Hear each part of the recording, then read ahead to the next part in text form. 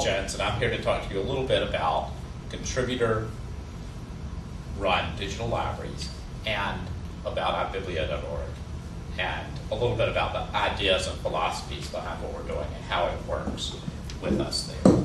So what we've got here is just an outline of what we're going to do. It's all on a wiki, so you can change it, you can add to it, I can change it, and I can add to it, and we can interact with that as we wish. So it's all open, it's all available, it's all under a Creative Commons license, which I'll talk about in time.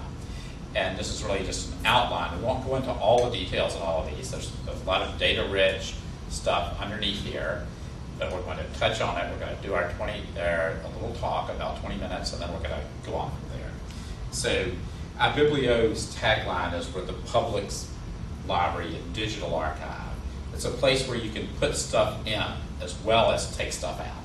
So it's not just an archive where you can take your little box of stuff, but it's where other people can get it, and whether you can get it, and where you can get other people's stuff and look at it and reuse it. We try to help people who want to share their information legally and freely share that information. We've been at this about 14 years, so you'll be able to see a little bit of what goes on. We started in 1992. It's something called Sunsight. The idea there was to help the free software community share software. But we also wanted other materials we thought people were using and reusing and representing themselves and their culture and their communications, their ways of knowing themselves and where they are, through materials that were not just software. But software is still an important part. It's not only an enabler, but also a cultural definer of participatory culture. So we've had some changes to the funding, and since 2000, about half of our life, we've known as Ibiblio.org, and we're radically dedicated to, as you may have heard me mention, open source, open information, and open access. So all of the material is useful under some variety of Creative Commons license or other similar agreement. So it's all about open and free resources. And I used to think we were radical, we were discovering new things, but now 15 years later, I realize I've been saying about the same thing right along. So in 1992, I said, you know, archives look for interesting collections, but we're looking for interesting people creating interesting collections in interesting ways. If you think about it, that's what's already going on with YouTube, it's what's going on with Flickr, it's what's going on with Facebook, it's what's going on with social networking. Really our idea was we could not bring all the collections here. It was just too hard. We couldn't bring all the manpower here. We could bring interesting people willing to share their contents and share their ideas and bring them here and get them interacting. So we collect the collectors and we empower them. And that's really what makes Ibiblio happen. It's really the people outside that contribute. So then in 2001, writing in Communications to the ACM, I said something similar, but coming at it from a software side, a computer science side. I said, by adopting not only the tools, the open source software, but the philosophy that helped us create those tools. Encouraging community interaction and contributor involvement, digital libraries can open new horizons to new communities as well as improve traditional services.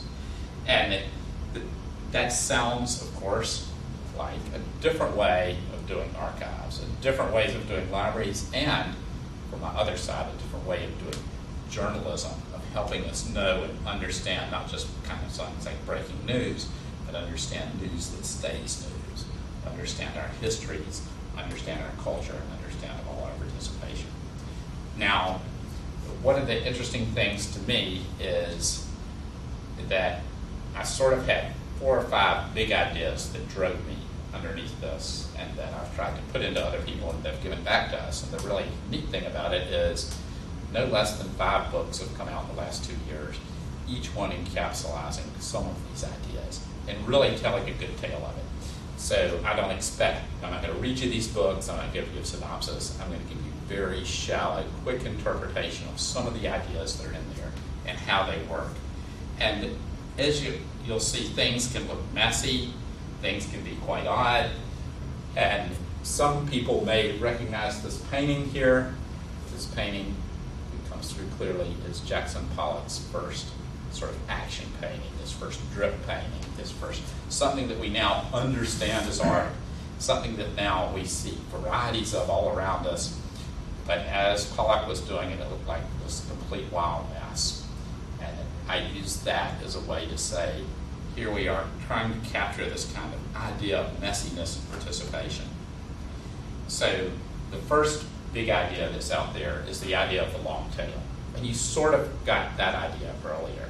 I won't describe the entire long tail to you, but basically, instead of chasing blockbusters, instead of having the absolute best collection of 10 soldier sites in the US, or a highly vetted site that had everything to do with all of history of a certain period, or all of anything. We collected lots of people out here who had very specific minor things going on. We do have some blockbusters, and I'll talk about those, but the blockbusters aren't the biggest part of the business by far.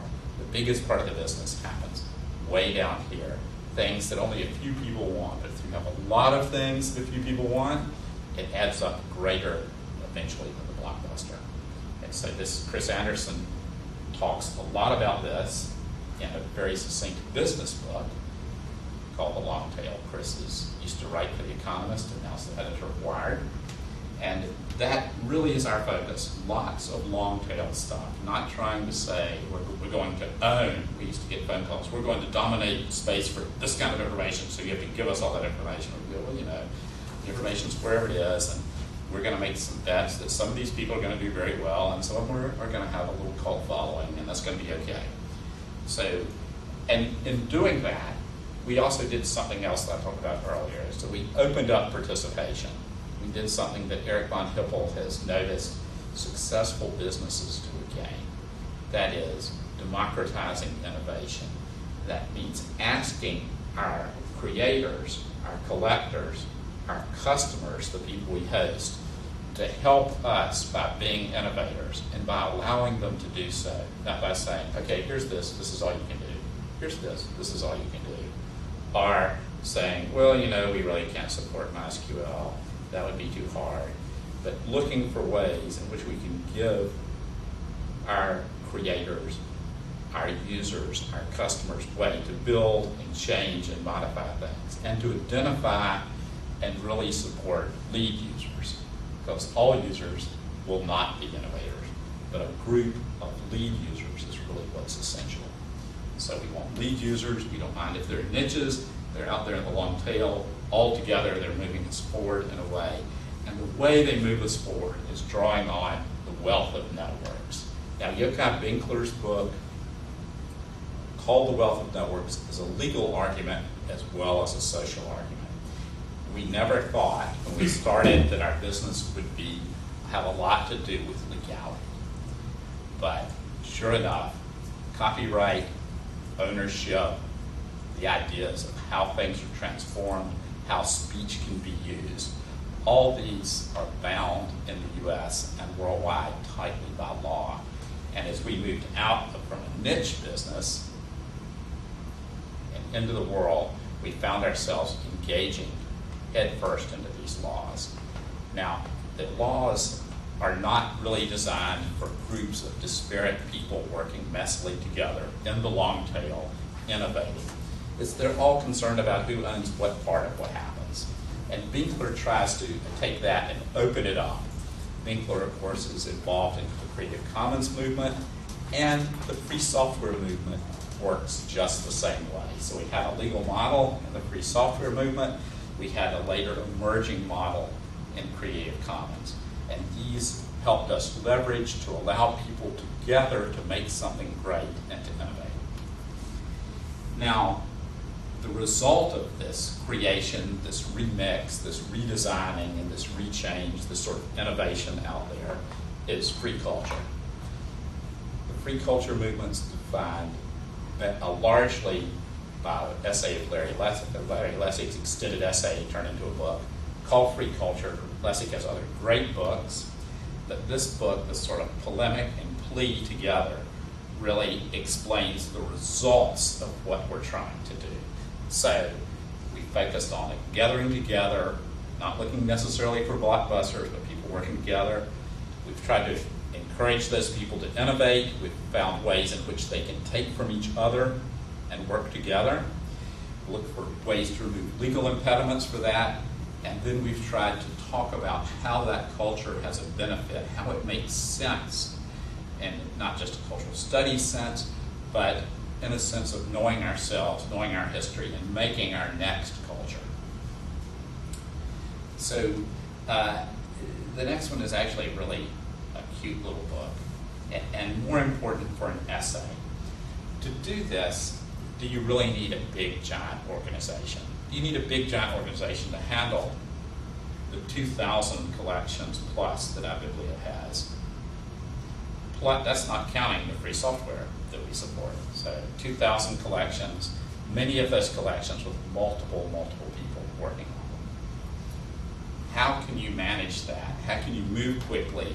And how can you learn a lot? And how can you, with student employees, have almost a complete staff turnover every 3 years?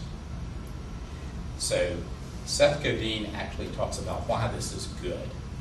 Why, rather than trying to make a giant company, having a small company, a small group of people that are able to be dedicated for a short period of time, even 3 years, make a big change, turn over to people who have completely new ideas, and keep that process happening.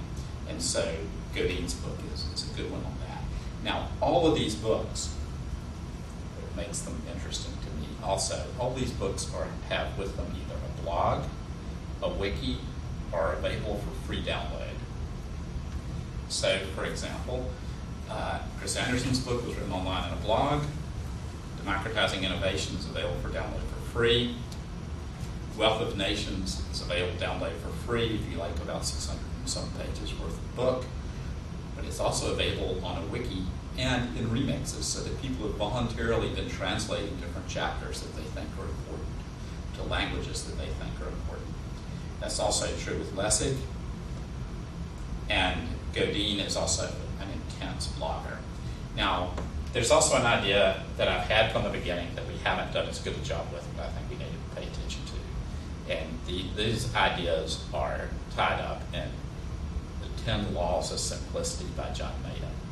I'm not going to go into those deeply, but let's just say making things too complex makes them not usable. There's a great essay, even this week, by James Sarawicki in the New Yorker that talks about the cost of complexity. If you give somebody something that they can't understand, they take it back.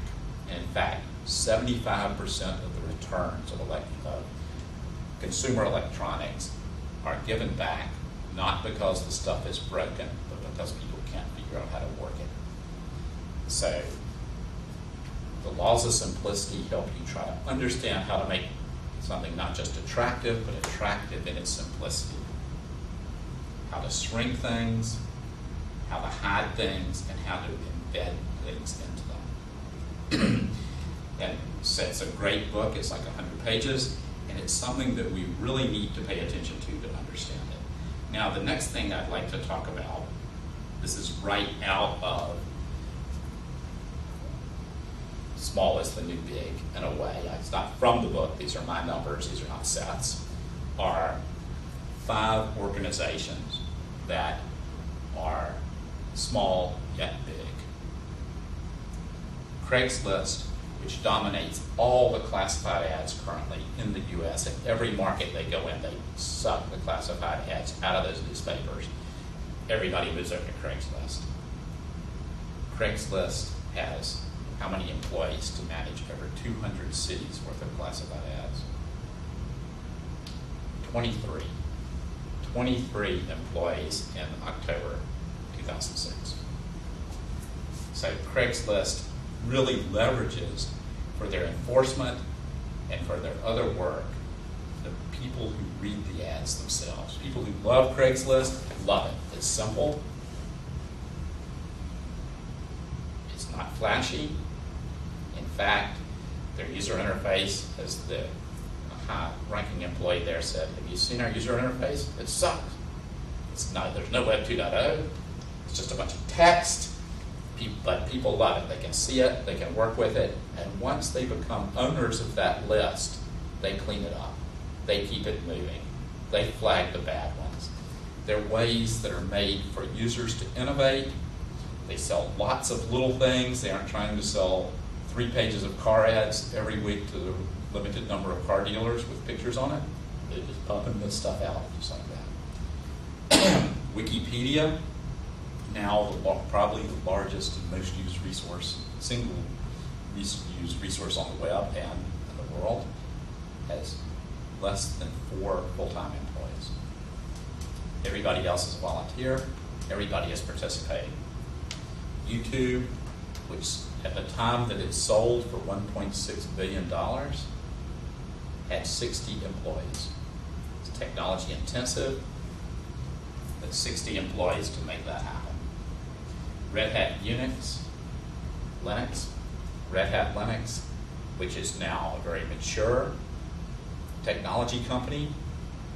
It's worldwide. It releases products which thousands and thousands of companies and people and Fortune 500 companies subscribe to and use.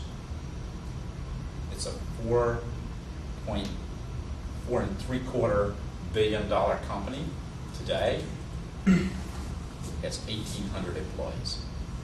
That's a bigger company than any we've talked about so far, but divide 4.75 billion by 1,800, and you can see the value in that company invested in every employee, and that those employees are bringing back, not just on their own and by their own behavior, but by working on the wealth of networks, working on opening up, democratizing innovation, and taking their smallness and their intense concentration and being able to make that work happen. So, and then there's Ibiblio. We have 2 full-time employees and 6 students currently. Some of those students are dedicated particularly to one grant, but those grants are aimed at something that we think is valuable, sustainable, and fundable. So we can make those things happen. And what we're dealing with there is somewhere between 12 and 16 million transactions a day. So let's look at a few Ibiblio metrics and we'll see what we're leveraging out of those people. And what our users and our contributors are giving back to us. Okay, so I've taken 2 snapshots here that are 4 years apart, so you can see growth and get some understanding of what else has gone on. So in 2002, we had 800 collections. These are other than software, by the way. In 2006, we had 1,600. This year, we have over 2,000. In 2002, we were doing 3 million hits a day, transactions, FTP, and World Wide Web transactions. That doesn't count BitTorrent. It doesn't count streaming media, which is about half of our business with radio and stuff. We're now doing greater than 15 million transactions a day. So I want you to just see the size of what's going on and that size growth. We're now up to almost 12 terabytes of data. So we're growing here, and this is fast access data. This is not stale data out here, but fast data. We've also changed our architecture so that now we're, well, in mid-2006, we're at 22 small servers working together. We've increased our database servers, and we've increased some radio stations too. And there are a couple of things that we can talk about here that are pretty interesting. Last December, which was Edvard Munch's birthday, the Google logo linked to an Ibiblio hosted image. In fact, a collection of images. At that moment, we were the top Munch resource on the internet. That day, we dealt with over 24 million requests in 24 hours. Interesting thing about this is that because our re-architecturing and our rehosting, moving our servers to a different location and looking at what our impact on the network was and renegotiating our network relationships, we were able to deal with that really almost a doubling of our request with no pain. I mean, we didn't even feel it. And we did do some smart things. because our 2 full-time employees are smart people, and they know how to cache pages, they know how to put things in memory, they know how to force some things that will help things work for us. We do have a high profile on Google, and we do, by the way, have a greater reach than the university itself, now that we separate the whole university off. Now, there is one little bit that I'd like to show here, and this will give you some idea. There are 4, this is really too pale to be seen. So rather than do this, I'm going to encourage you to link over there at a different time. I'm also going to skip a little bit about traffic increase in our networking part, because this particular talk is less interested in how to manage your network and how to leverage those relationships, and more interested in what makes archives and contributor libraries happen. So if you're interested, you can come to this wiki and you'll be able to find this other information. Okay, I'd like to talk now about 7 different archives that are hosted on Ibiblio, and how they're thought about and how they're used and what's in them. Okay. These are actually overlapping somewhere in their content interest area, so that Folk Streams, I'm going to give you a brief overview and I'll come back on each one. Folk Streams is an archive of documentary films about American folk practice shot over the past 50 years. There were 70-some films in this, and we'll talk about how that works. Roger Gwynn's Folk Den is a 12-year-old project of recording a different American folk song for download every month for the past 12 years. So he's getting on up there with a pretty good collection. Moonshine is a student project taking materials for a class out of the Southern Historical Collection and making it into one of the best resources on the internet about the sort of cultural history and how-to of moonshine. The next one, which is different in what it does, is Degree Confluence. Degree Confluence is a project that asks people to take a GPS and a digital camera and visit the intersection of each integer represented latitude and longitude in the world on dry land, because the ocean's all that interesting now. When you do that, we'll talk a little bit about that. eTree is legal music file sharing by bands that allow recordings of their live concerts to be traded. There are thousands of bands, many of them happen to be jam bands, so it's a complete one-time event.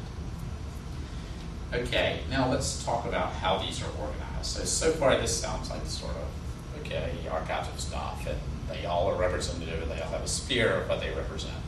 But the organization is highly individualized.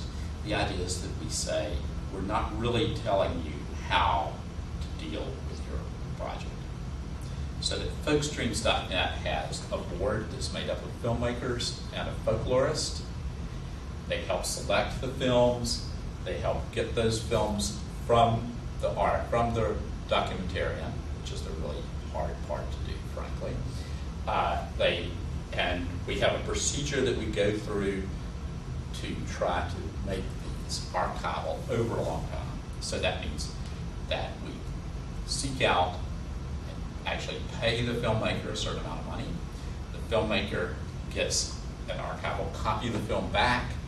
We keep a copy of the film here in the Southern Historical Collection in 16 millimeter in mini beta and on a DVD format, and it's also available for streaming at the end. The philosophy behind this is if something is seen a lot, it becomes more valuable. Why are we keeping 16 millimeter? Because it's the only form that we know will last 100 years. The other forms are much, much less likely.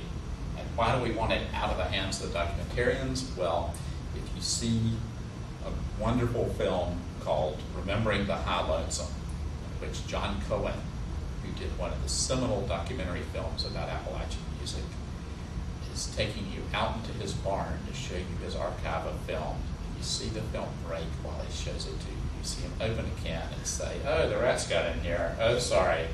You realize that John needs help. He needs help to make his valuable stuff remain valuable. And the important negotiating power of the folklorists and the documentary filmmakers helps make this part happen. It's fairly intense, and it really uses their network to bring it out. Roger McGuinn's folk den is particular in a different way. I like to call his collection, and his is one of the better of these, for this variety, be a collection of obsessed individuals. Every archivist knows these people, and they always have the best stuff. In fact, the best collection of early country music in the world was given to UNC not by anyone in the American South, in fact, not by anyone in America, but by an Australian who was obsessed with early American country music, and so the Southern Folklife collections. Giant collection is the body of that is based on an obsessive collector. McGuinn's collection is personal, but personal in a good way. He's the guy who invented folk rock. He's the guy who invented country rock. He's the guy who invented sort of rock, sort of this early psychedelic stuff going on. And he really wants to go back and recapture not the things that he remembers as influencing him, and he remembers as having some sort of power and simplicity. And so you get lyrics, you get a performance by Roger, which you can download for free, but it may not sell. You can trade it with your friends, but you may not modify it. And from that, he actually makes commercial remixes. He does his own versions. He sells them in concerts. He developed, an income stream over here. But really, he's now, creeping up towards 150 songs, and he just did it as a way of discipline for himself, and now he's gone way beyond that. It's really something important, and now it's an important collection curated by a curator that people would die to have, frankly, and adds a lot of himself in there. Documenting the American South is interesting because it was aimed originally at scholars. It was curated by scholars, aimed at trying to collect different ways of understanding the American South. In particular, slave narratives were one of the early focuses. The result of making slave narratives digitized and available was the discovery of more slave narratives, an increase in the studyable corpus of all the materials out there.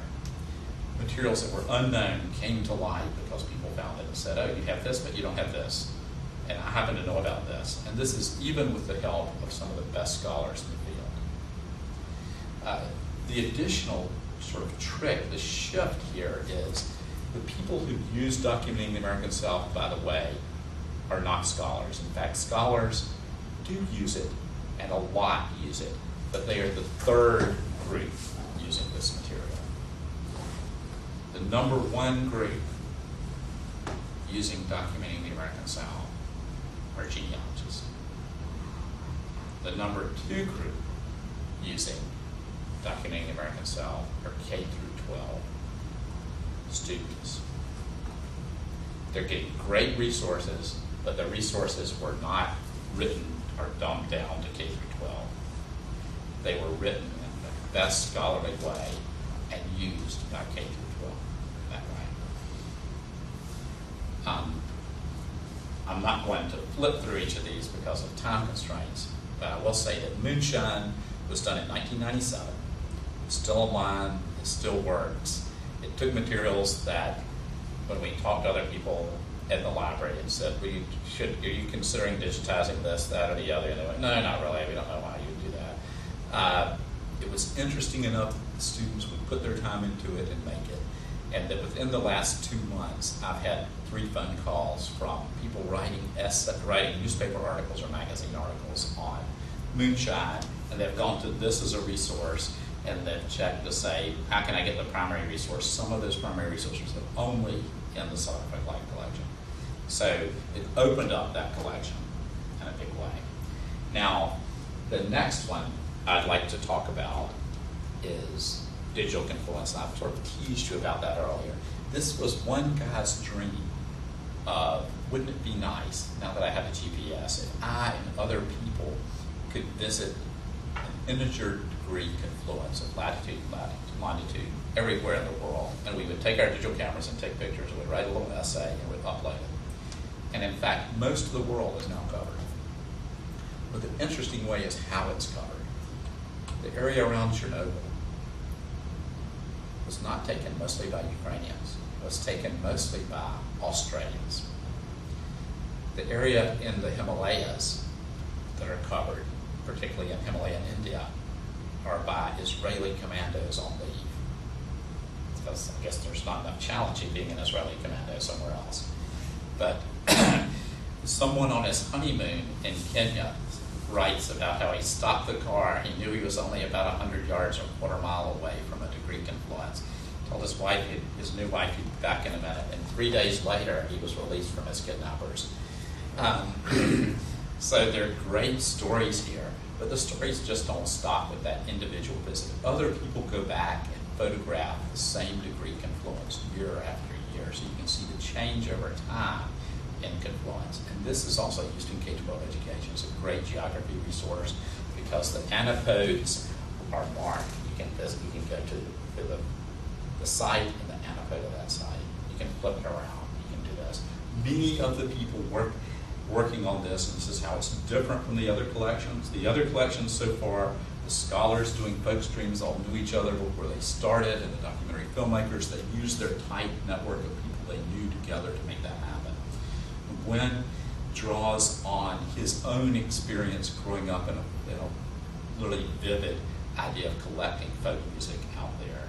Documenting the American South is against scholars, moonshiners, students drawing on other scholarly work, but degree confluence are people that have never met and may never meet in their lives, each doing their small part until the whole of the world can be known.